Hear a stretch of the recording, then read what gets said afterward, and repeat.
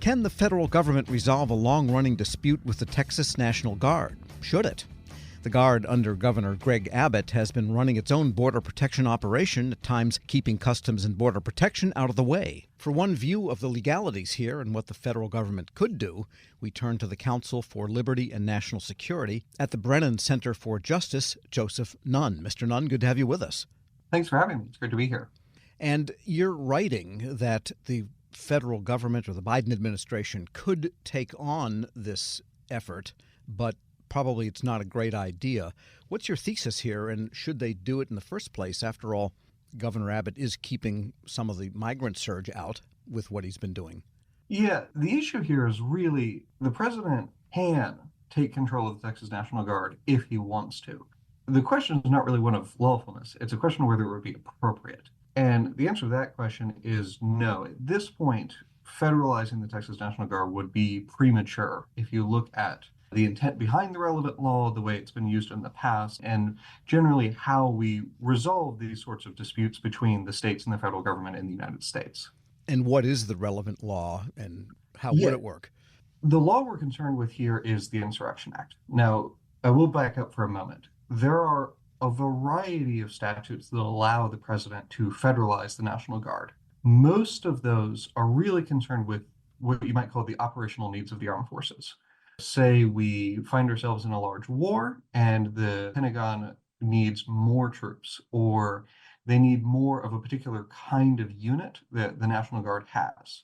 The president can federalize portions or all of the National Guard for those purposes. None of those statutes apply here. What we're looking at is really two statutes. One is the Insurrection Act. The other is a statute called 10 U.S.C. Section 12406. Section 12406 is a very strange statute. On the one hand, it seems to give the president a unilateral authority to federalize the National Guard. On the other hand, it requires orders for those purposes to be issued through the state governors.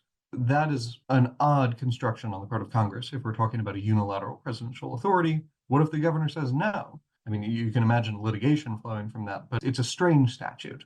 By contrast, the Insurrection Act, it's not ambiguous. And also, if you look at past practice, on those rare occasions when the president has needed to take away control of the National Guard from a misbehaving state governor, we might say, that's always been done through the Insurrection Act. So while the law is a little bit muddy when it comes to 12406, the safest assumption is that if President Biden wanted to federalize the Texas National Guard and, order them to stand down, he would have to do so through the Insurrection Act. And nowadays, insurrection has become a loaded word. People have different interpretations of what was called an insurrection. Some people have been charged with insurrection, some have not. But how is it insurrection if the Texas National Guard is simply doing what some might say CBP ought to be doing? They seem to be aiding the federal government here. So this is an instance where the Insurrection Act probably could have a better name. The Insurrection Act exists certainly to allow the president to deal with insurrections. When you have a rebellion against state or federal authority, think in the very early American history, the Whiskey Rebellion, but also the Civil War. The Insurrection Act exists for those circumstances.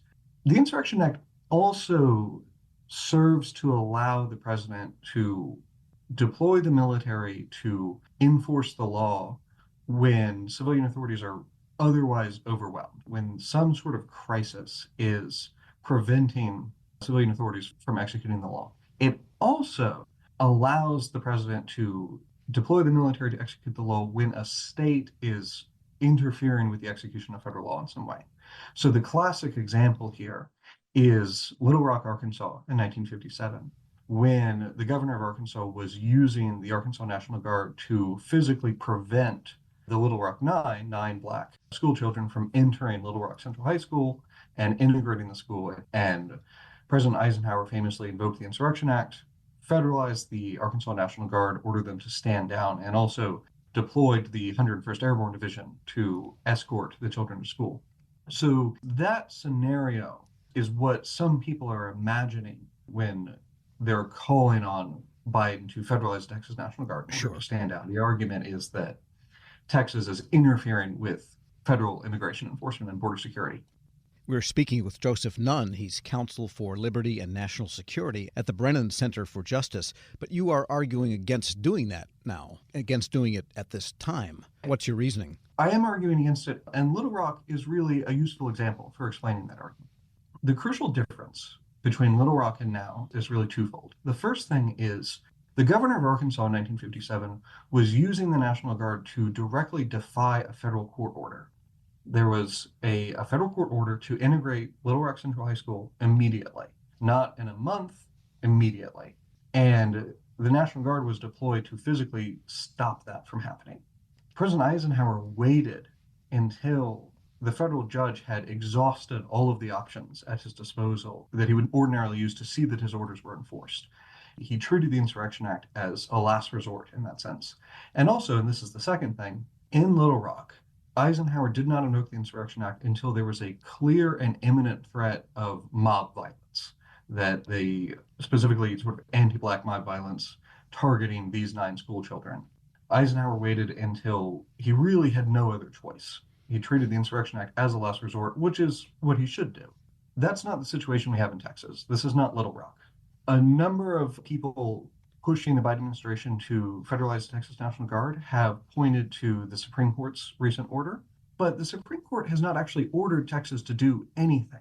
That's the order saying that CBP had the authority to cut the concertina wire. Precisely.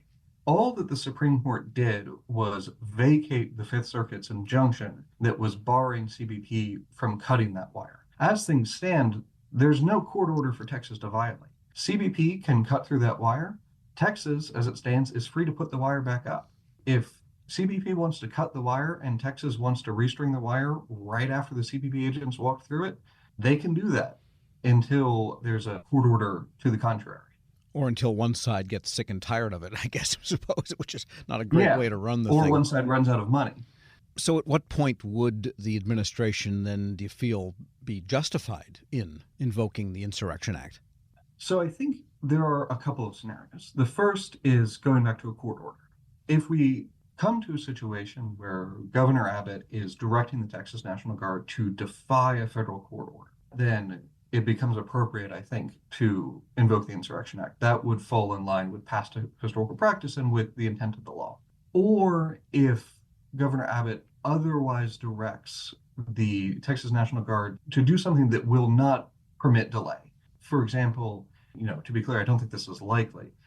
If Governor Abbott were to instruct the Texas National Guard to try and arrest federal officials or occupy federal property, at that point, that, like defying a federal court order, becomes something that is fairly described as rebellion against the authority of the United States in the terms of the Insurrection Act. That would be like, and it would become appropriate, shelling Fort Sumter or something. Yes. None of that is likely to happen, so it seems like there's just going to be this standoff for a while. I think that's right, and I think that underlines one point that I think is really important here, which is there's a lot of room left to litigate here. In the United States, when states and the federal government disagree, they solve those disputes in court whenever possible. Up until quite recently, the Biden administration has not aggressively asserted the federal government's prerogatives in federal court. There has not been a lot of litigation coming from the Biden administration. If the Biden administration were to, jump directly from doing very little to straight to the Insurrection Act, that would be inappropriate. There is an enormous amount of room still here to resolve this through the courts, which is what the states and the federal government do in a country that has the rule of law. Joseph Nunn is counsel for liberty and national security at the Brennan Center for Justice.